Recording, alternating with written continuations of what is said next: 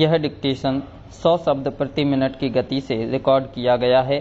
अगर आपको डिक्टेशन पसंद आता है तो चैनल को सब्सक्राइब कीजिए, शेयर कीजिए और लाइक कीजिए। डिक्टेशन स्टार्ट होगा 5 सेकंड बाद।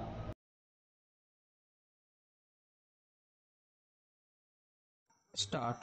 सभापति महोदय, इस सदन में मैं एक महत्वपूर्ण विषय पर चर्चा करना चाहता हूं। मेरे सब माननीय सदस्य इस बात से अच्छी तरह से परिचित हैं कि आज देश की सामान्य स्थिति ठीक नहीं है।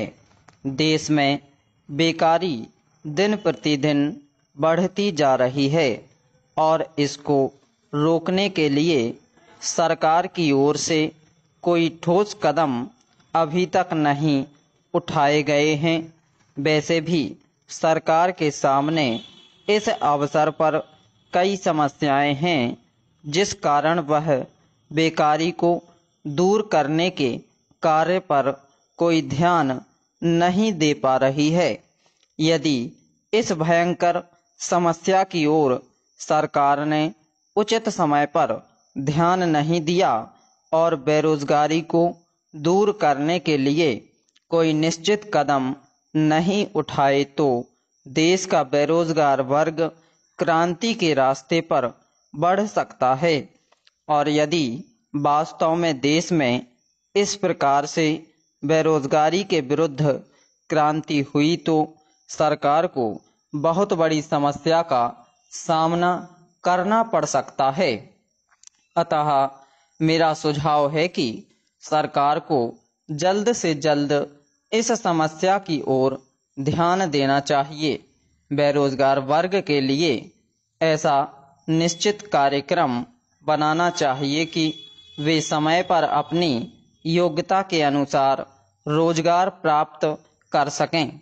यदि सरकारी सेवाओं में सभी शिक्षित बेरोजगारों को स्थान नहीं भी मिल पाता है तो उनके लिए कुटीर एवं लघु उद्योग स्थापित करके काम के अवसर दिए जाने चाहिए।